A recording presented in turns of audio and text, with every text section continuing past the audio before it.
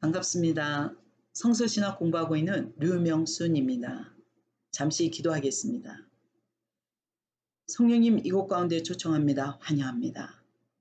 이 성경 공부안을 주님 보좌 앞에 올려드립니다. 기름 부어 주시옵고 하나님 이 말씀으로 말미암아 듣는 모든 하나님의 사람들이 그 마음을 밝혀지고 눈을 벗겨지는 하나님의 놀라우신 축복이 임하게 하여 주시옵소서. 이 공부안을 통해 다시 한번 성서신학 과목에 기름 붓습니다. 교수님과 학우님 한 분 한 분이 성령 충만함으로 하나님의 말씀을 알아가는 시간 되게 하여 주시옵소서. 감사합니다. 거룩하신 예수님의 이름으로 기도드렸사옵나이다. 아멘. 이번 성서신학 여행을 하면서 가장 저에게 마음에 깊이 왔던 주제가 대적들이었습니다. 이 대적들을 통해서 어떻게 하나님의 나라를 준비해야 될지 깨워주는 시간이 되었기에 이 성경 공부안을 준비해 보았습니다. 서론, 대적들이란 주제를 선정한 이유는 종말의 악의 세력들에 대해 정확한 관점을 전달하고자 하였고, 현재 성도들이 고난을 말씀으로 비춰 연구하면서 북한의 지하 성도들을 향한 하나님의 나라를 구체적으로 이해하고자 선택하게 되었습니다. 이 강의를 통해 대적들의 성경적인 이해를 안고 묵시문학과 연결된 정한 때 마지막까지 각자의 부르심 가운데 온전한 영적 싸움을 성령 안에서 승리하실 주님과 깨어 살아내는 그리스도의 전사로 세워지길 소망합니다. 처음 대적들이란 주제만 들어도 뭔가 역동적이고 전투적인 이미지를 많이 안겨줄 수도 있는데, 이 강의를 통해 묵시문학에 나오는 계시적 비유가 대적들을 통해 각자의 영적인 눈에 덮개를 벗기는 시간이 되길 기도해 봅니다. 이 강의를 통해 하나님 나라에 대한 영적인 싸움 가운데 서 있는 그리스도인들에게 하나님의 목적을 정확한 이해를 품고자 하는 도전을 받게 되기를 소망합니다. 다니엘서와 에스겔서 그리고 요한계시록에 나오는 대적들을 성경을 통해 성경을 해석하는 성령 안에서 이해하며 문자대로가 아닌 하나님의 의도하신 대로 온전하신 뜻이 모두에게 부어질 수 있기를 간절히 바라며 이 주제로 성경 공부를 인도하고자 합니다. 본론, 하나님의 대적자들에 대해서 성경에서는 세 부분으로 나누고 있는데요. 첫째, 사탄이나 마귀로 보여지고, 둘째, 악령이나 귀신들, 셋째, 악의 권세들로 나오고 있습니다.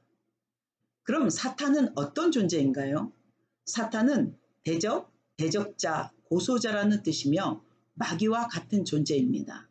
사탄은 하나님과 대립하여 귀신을 거느리고 사람을 유혹하여 죄를 짓게 하는 죄악의 원천입니다.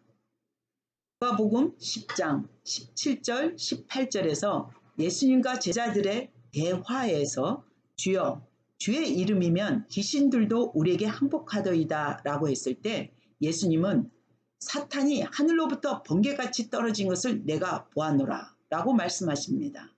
이 부분에서 예수님은 사탄이 떨어진 것은 십자가와 부활을 통한 예수의 승리로 사탄이 하늘의 영역에서 패배했다는 것을 선언하는 것입니다.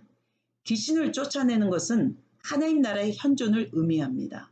실제로 예수님이 십자가에서 죽으시고 3일간 어디 있었는지 아십니까? 부활하시기 전에 예수님의 거처에 대해서 성경은 우리에게 이렇게 전하고 있습니다.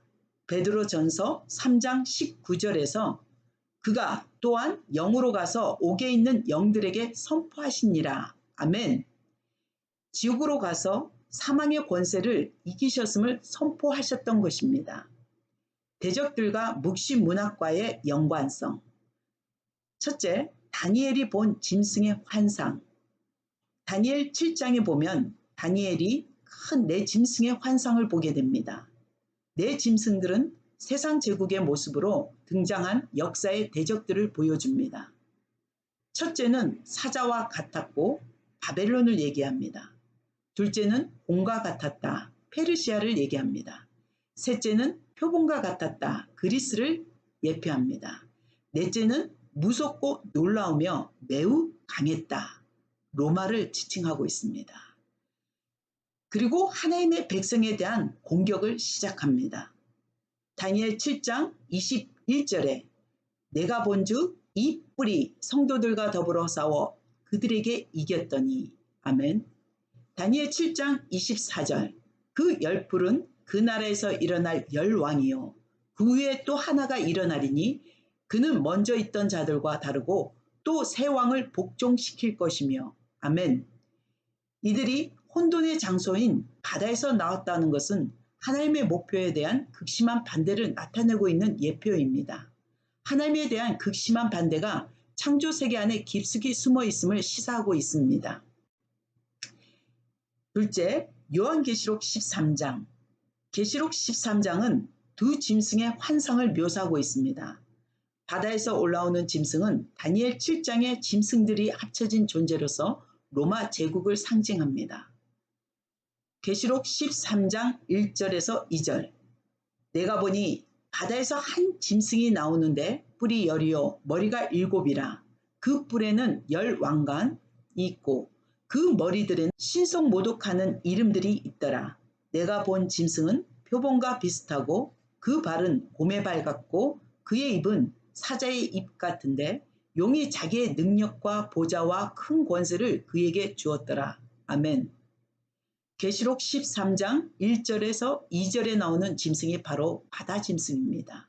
이 바다 짐승은 다니엘 7장에 나오는 네 짐승을 종합해 놓은 모습입니다. 그러므로 다니엘 당시에 하나님을 대적했던 동일한 사탄의 세력이 종말의 때에도 동일하게 역사를 하는 것입니다. 이것은 세계 제국이 이스라엘을 괴롭히는 모습을 비유하는 것입니다. 셋째, 성도들이 받는 고난. 계시록 13장 5절에서 7절에 나오는 짐승은 바다에서 나온 짐승입니다. 이 짐승은 다니엘 7장의 환상에서 네 번째 짐승과 동일합니다. 당시 로마의 권세자를 말하고 있습니다. 계시록 13장 5절에서 말하고 있는 42달은 다니엘 7장 24절에 나오는 한때, 두때와 반때와 같은 시간입니다. 이 기간은 다니엘 8장 17절에서 가브리엘 천사가 말한 것처럼 정한 때 끝날의 시간을 말하고 있습니다. 이 일정 기간 동안 바다 짐승이 권세를 받아 권세와 성도들을 핍박할 것입니다. 계시록 11장 3절에 보면 두 증인이 나오는데 그것은 교회를 말합니다. 그리고 1260일은 42달이고 한때, 두때, 반때의 기간입니다. 사탄이 교회를 핍박하는 권세를 받았어도 교회는 같은 기간 동안 회개를 선포하는 사명을 감당하는 권세를 주셨습니다. 누가복음 24장 47절에서 또 그의 이름으로 제사함 받게 하는 회개가 예루살렘에서 시작하여 모든 족속에게 전파될 것이 기록되었으니. 아멘. 바로 이 말씀이 교회에게 주신 사명입니다. 계시록 12장 14절에는 여자는 교회를 상징합니다. 우리가 겪는 고난과 핍박은 하나님의 목적을 정해놓은 시간까지며 결국 사탄도 하나님께서 사용하고 계시는 도구일 뿐입니다. 네 번째, 곡과 마곡의 전쟁. 계시록 20장 7절에서 10절에 나와 있습니다. 이 전쟁은 하나님께서 개입하셔서 하나님이 싸우시는 전쟁입니다. 천년이 참회. 천년이라는 기간은 예수님의 지상사역에서부터 최종적 완성에 이르는 전체 기간을 의미하는 종말론적 상징입니다. 천년의 기간은 예수님의 초림과 재림 사이에 정해지지 않는 기간 동안 그리스도께서 자신의 교회 안에서 그리고 교회와 함께 통치하시는 것을 상징적으로 표현한 것입니다. 곡과 마곡은 하나님과 그의 백성에 대항하여 전쟁을 일으킬 적대적인 나라들에 대한 상징입니다. 에스겔 38장 39장 곡과 마곡의 정체가 나옵니다. 곡은 이스라엘에 대항하는 연합군의 왕, 주전 7세기 리다의 왕인 기게스이고 마곡은 그들이 살고 있는 지역, 창세기 10장 2절 서쪽 소아시아 현재의 터키를 이야기합니다. 이 전쟁은 과거에 있었던 역사적 사건이지만 하나님께서 종말에 패망시킬 권세들을 의미합니다. 결국 이 전쟁은 하나님의 승리로 마무리됩니다. 계시록 20장 8절의 말씀처럼 최후의 전쟁에서도 악의 세력들은 멸망받을 것입니다. 하늘에서 불이 내려와 그들을 태워버리고 또 그들 곡과 마곡을 미혹하는 마귀가 불과 유황못에 던져지니 거기는 그 짐승과 거짓 선지자도 있어 세세토록 밤낮 괴로움을 받으리라. 아멘. 최후의 종말론적 전쟁과 사탄에 대한 최후의 승리는 계시록 20장 7절에서 9절에 묘사된 것처럼 사탄은 1000년이 지나 풀려나서 곡과 마곡의 군대를 모으고 자신의 하수인들과 함께 성도들의 진과 사랑하시는 성을 둘러싸게 합니다. 결국 마귀는 불못에 던져집니다. 최후의 묵시적 완성의 때가 이를 때 하나님과 하나님의 백성을 대적하는 대적이 한 명도 남지 않는 상태가 될 것입니다. 성경의 마지막 환상에서 요한은 바다도 다시 있지 않는 상태를 목격합니다. 계시록 21장 1절에서 또 내가 새 하늘과 새 땅을 보니 처음 하늘과 처음 땅이 없어졌고 바다도 다시 있지 않더라. 아멘. 하늘 도성에 거주하는 자들은 다시 밤이 없는 사실을 알게 될 것입니다. 지금까지 하나님의 나라의 대적들을 공부하면서 우리는 하나님의 약속된 말씀이 성취되도록 예수님이 제자들에게 이렇게 기도하라고 가르쳐 주신 주 기도문 가운데 나라가 임하옵시며를 쉬지 않고 하나님 나라가 이 땅에 임하게 해달라고 기도해야 할 것입니다. 결론. 이번 성경 공부 강의안을 준비하면서 각자의 영적인 마음을 깨우는 시간이 되길 간절히 기도하는 바입니다. 그동안 성경을 오랫동안 정독하면서도 묵시문학의 연관성과 하나님 나라의 대적들을 비교 연구하지 못했을 것입니다. 이번 이 성경 공부 시간을 통해 각자에게 새로운 시각을 안겨주는 계기가 되었길 바랍니다. 이 주제로 성경 공부안을 준비하면서 저에게 북한을 향한 하나님의 목적을 정확하게 계시가 되는 시간이 되었습니다. 그동안 현장에서 직접 북한 사람들을 품고 섬기는 훈련 속에서 하나님의 사랑으로 그들을 세우는 시간들이었다면 이 주제로 인해 더 깊은 하나님의 계시, 북한을 향한 하나님의 의도하신 선하심을 깨우치는 시간이 되어 성서신학이라는 이 수업이 나에게 새로운 도전이 되는 시간이 되었습니다. 성경 말씀을 통해 하나님의 계시를 받는다는 것은 성령의 충만함 속에 서 있는 것입니다. 저는 늘 다니엘처럼 요한처럼 에스겔처럼 살아내고 싶었습니다. 이번 강의안이 신학자 아브람 카이퍼의 말처럼 하나님 주권 아래에서 철저하게 성경 말씀을 묵상하며 내 삶 가운데 그 성경이 몸에 배이도록 살아내는 실천의 삶이 하나님의 묵시를 감추인 것을 드러내는 성령의 기름 부음이 있기를 기도해 봅니다.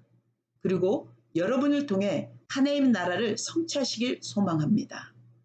묵시적 완성의 때가 이를 때 바다도 다시 있지 않는 상태, 곧 하나님의 나라가 완성될 때 마라나타 주님 속히 오시옵소서 기도합니다. 아멘. 이상 성경 공부안을 마치겠습니다. 감사합니다.